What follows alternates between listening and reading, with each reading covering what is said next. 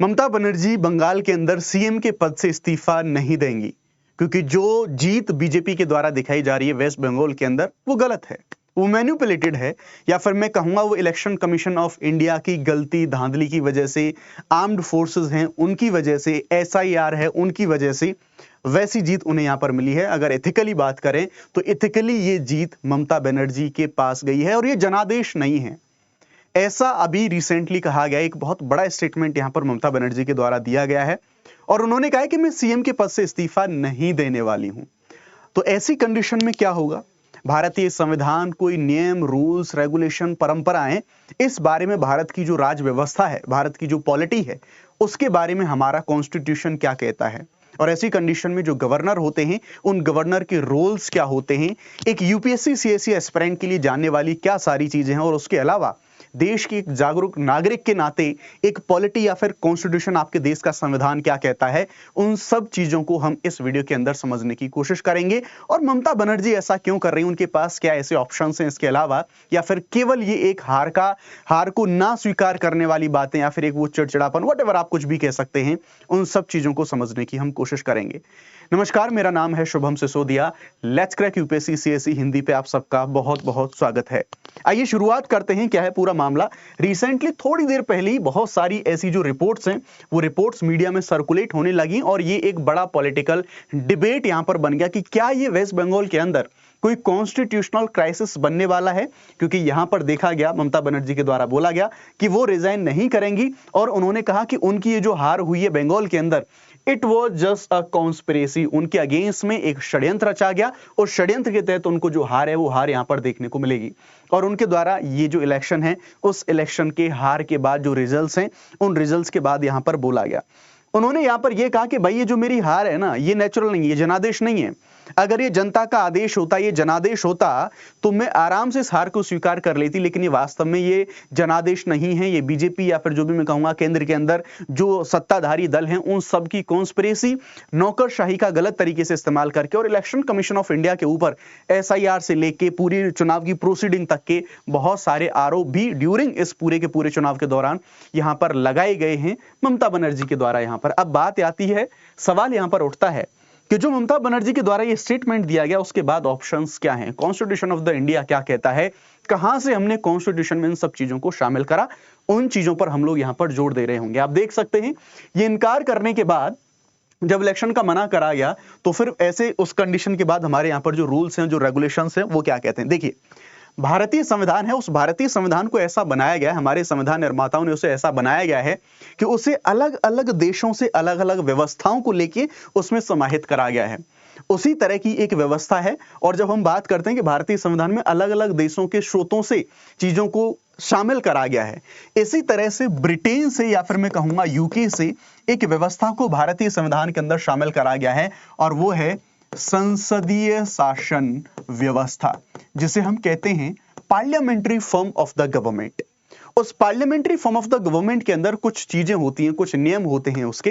वैसे भी मैं आपको बता दूं, ब्रिटेन के अंदर जो लिखित संविधान नहीं है, वहां पर जो परंपरा जैसी चीजें हैं, वो परंपरा जैसी चीजों को ज्यादा माना जाता है। और इस कंडीशन में भी एक परंपरा ही है, जिस पूरे मुद्दे के बारे में हम यहां पर बात कर रहे हैं, ये कॉन्स्टिट्यूशनल ट्रेडिशन है। ऑल्दो भारतीय संविधान में कहीं भी एक्सप्लिसिटली ये मेंशन नहीं है कि अगर ऐसी कंडीशन में कोई दल या फिर कोई भी नेता, अगर वो चुनाव हार जाएं तो वो रेजिग्नेशन देने से मना कर दें, तो ऐसी कंडीशन में क्या होगा। लेकिन ऐसी कंडीशन में, जैसा मैंने बताया, क्योंकि हमने अपने संविधान में इस ब्रिटेन की संसदीय व्यवस्था को अपनाया है, और ये संसदीय व्यवस्था क्या कहती है, वैसी ही कंडीशन हमें यहां पर देखने को मिल रही है वेस्ट बंगाल के अंदर।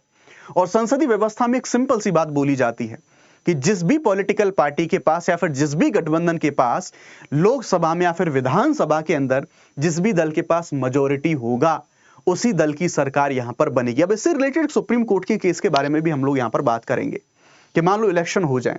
अब इसी संसदीय व्यवस्था में आप सब लोग ये भी जानते हैं, इसी संसदीय व्यवस्था के अंदर, कि जो भी हमारे गवर्नर होते हैं, क्योंकि हम यहां पर बात करेंगे कुछ कॉन्स्टिट्यूशन के जो प्रोविजंस हैं उनके बारे में, कि जो भी मुख्यमंत्री हैं उस राज्य के, या फिर जो भी पूरी की पूरी काउंसिल ऑफ मिनिस्टर होती है, वो राज्यपाल के द्वारा उनको अपॉइंट करा जाता है, और वो राज्यपाल के प्रसाद पर्यंत रहते हैं, जैसे हम प्लेजर के बारे में बात करते हैं।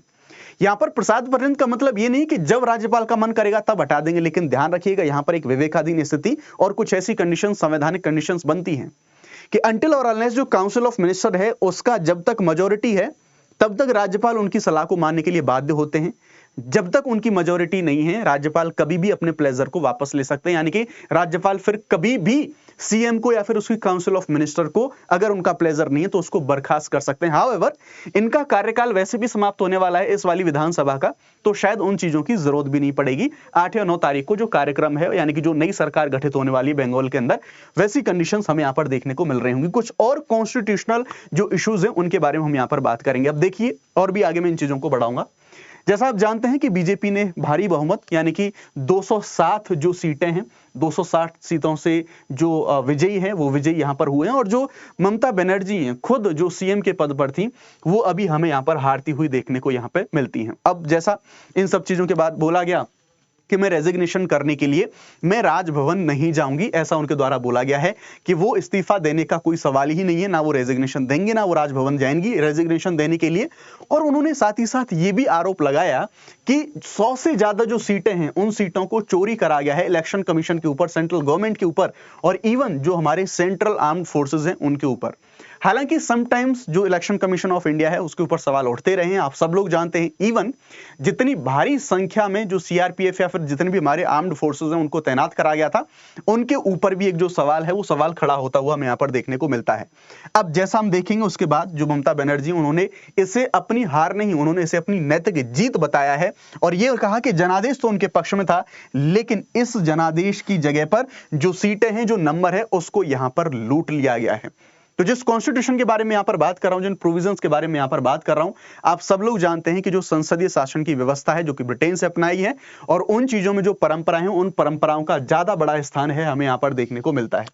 और इसमें मैंने आपको यहां पर बताया कि जब आपके पास जो निम्न सदन है यानी कि जो विधानसभा हुआ चाहे लोकसभा हुआ, अगर वैसी कंडीशन में आपके पास मेजोरिटी नहीं है तो वैसी कंडीशन में कभी भी आपको जो प्लेजर है या फिर जो राज्यपाल की जो प्रसाद पर्यंत नियुक्तियां होती हैं उनको कभी भी वापस लिया जाता है। सामान्य कंडीशन में आपको रेजिग्नेशन दे देना चाहिए। ये केवल एक फ्रस्ट्रेशन कह सकते हैं या फिर मैं कह सकता हूं कि जो चुनाव की हार है उसको स्वीकार ना कर पाना कह सकते हैं, जनता के नैरेटिव को बदलने की कोशिश करने वाली जिन चीजों से कुछ होना नहीं है। अब यहां पर जो रिजल्ट है वो रिजल्ट पूरी तरह से जो डिक्लेयर है वो डिक्लेयर यहां पर कर दिए गए हैं। अब यहां पर जैसे मैंने आपको यहां पर बताया कि अगर कोई सीएम स्वेच्छा से अगर पद को नहीं छोड़ता तो वैसी जैसे कि ममता दीदी की कंडीशन बन रही है तो वैसी कंडीशन में हमारा कॉन्स्टिट्यूशन ऑफ इंडिया आर्टिकल 164(1) ये जैसा कहता है, जैसा मैंने आपको बताया कि जो भी हमारी काउंसिल ऑफ मिनिस्टर होते हैं, जो भी हमारी काउंसिल ऑफ मिनिस्टर होते हैं या फिर मैं कहूंगा जो भी सीएम यानी कि जो भी सारे मंत्री हैं वो गवर्नर के प्रसाद पर्यंत होते हैं, यानी कि जब तक गवर्नर चाहेंगे वो पद पर बने रहेंगे।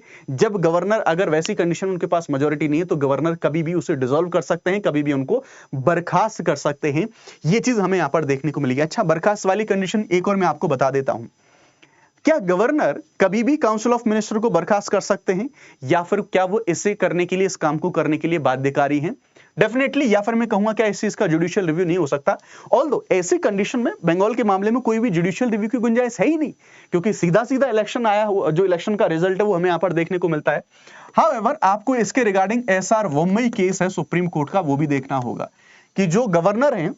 गवर्नर मनमाने तरीके से ऐसे डिसीजन नहीं ले सकते और उनको जो काउंसिल ऑफ मिनिस्टर है उसके एड एंड एडवाइस पर काम करना होता है। बट यहां पर तो भैया क्लियर कट है, यहां पर कोई ऐसी कंडीशन है ही नहीं। लॉन्ग स्टोरी शॉर्ट, बंगाल की कंडीशन आपको मैं बता देता हूं कि बंगाल में क्या कंडीशन यहां पर बनने वाली है। बेंगलोर में अगर आप लोग देखोगे तो ये पूरा मामला जाता है अब गवर्नर के हाथ में। अगर ममता दीदी ने रेजिग्नेशन देने से मना भी किया है तो इससे नई सरकार के गठन होने पर कोई भी कैसा भी प्रभाव नहीं पड़ने वाला है, क्योंकि यहां पर अब गवर्नर का जो रोल है वो इंपॉर्टेंट हो जाएगा। और वैसी कंडीशन में गवर्नर क्या करेंगे? गवर्नर सिंपल सी बात है, अगर वो इनकार करती हैं तो वैसी कंडीशन में गवर्नर उनको बर्खास्त कर सकते हैं, काउंसिल ऑफ मिनिस्टर को समाप्त कर सकते हैं, क्योंकि गवर्नर के पास में जो ड्यूटी होती है कि जब भी इलेक्शन होते हैं तो गवर्नर का काम होता है कि जिस भी दल के पास मेजॉरिटी है, अगर दल एक नहीं ला पाया है तो कोई अगर मान लो अलायंस बनता है, गठबंधन बनता है, तो वो उनको इनवाइट करते हैं कि आओ भैया तुम सरकार बनाओ। उनको जब वो इनवाइट करेंगे तो एक निश्चित समय सीमा के अंदर उनको जो अपने धन्यवाद प्रस्ताव रहे या फिर व्हाटएवर जो भी चीजें हुई उन सभी प्रोसीडिंग के थ्रू उनको फ्लो टेस्ट कराना होगा, यानी कि सदन के अंदर, विधानसभा के अंदर अपना बहुमत सिद्ध करना होगा और बहुमत सिद्ध हो जाएगा। अब ऐसा नहीं कि पहले बहुमत सिद्ध करना होगा तब जाके सरकार का गठन होगा, नहीं, सरकार पहले गठित हो जाएगी, गवर्नर एक निश्चित समय देते हैं, तब बहुमत सिद्ध करना होता है। अब देखो, अगर नियर बाई बहुत नंबर है तो बहुमत सिद्ध करना पड़ेगा। यहां पर तो क्लियर कट 207 एक बहुत बड़ा नंबर है, बहुमत सिद्ध जैसी कोई चीज बनती नहीं, कोई कंडीशन बनती नहीं है। स्टिल मैंने आपको सारी कंडीशंस जो बनती हैं उन सभी कंडीशंस के बारे में अवगत करा दिया है। यानी कि ममता दीदी अगर प्यार से रेजिग्नेशन नहीं देती तो वैसे भी सारी चीजें गवर्नर के हाथ में हैं। यानी कि गवर्नर उसी दल को बुलाएंगे सरकार बनाने के लिए जिसके पास मेजॉरिटी है, जो कि ओपनली क्लियरली वैसी कंडीशन में बीजेपी के पास हमें यहां पर देखने को मिल रही है। तो जैसा मैंने कहा कि 164(1) में जो प्रसाद या फिर जो प्लेजर की बात है, मंत्री परिषद को बर्खास्त करने के लिए वैसी कंडीशन में वो पूरी तरह से सक्षम है। तो ये एकमात्र कंडीशन बनेगी। ममता दीदी अब मना करती रहें, सीधी सी बात है, इलेक्शन के रिजल्ट्स आ सकते हैं, मतलब आ चुके हैं ऑलरेडी, सॉरी, तो अब इसमें कुछ भी नहीं होने वाला है। तो कोई भी कैसी भी कॉन्स्पिरेसी, कोई भी कॉन्स्टिट्यूशनल संकट, ऐसी चीज कोई भी देखने को यहां पर नहीं मिल रही है। तो क्या क्या कंडीशन बनती हैं, क्या क्या सिचुएशंस बन सकती हैं, किसके रोल होते हैं इंपॉर्टेंट, उन चीजों के बारे में हमने यहां पर बात कर ली है। अब अगर आप अनअकैडमी के साथ हमारे प्लस कोर्सेज के साथ जुड़ना चाहते हैं, 22,999 इन सभी प्राइजेस के साथ आप शुरू कर सकते हैं अपनी प्रिपरेशन को। For the maximum discount SSYT live, इस कोड का आप लोग इस्तेमाल कर सकते हैं। 9 तारीख को एक हमारा टेस्ट होने वाला है, 9 तारीख को टेस्ट को आप ज्वाइन कर सकते हैं, जो कि फ्री है। डिस्क्रिप्शन में लिंक दिया गया है, इस कोड को इस्तेमाल करके आप जो अपना फ्री में इस टेस्ट से जरूर जुड़ पाएंगे। थैंक यू वेरी मच, जय हिंद।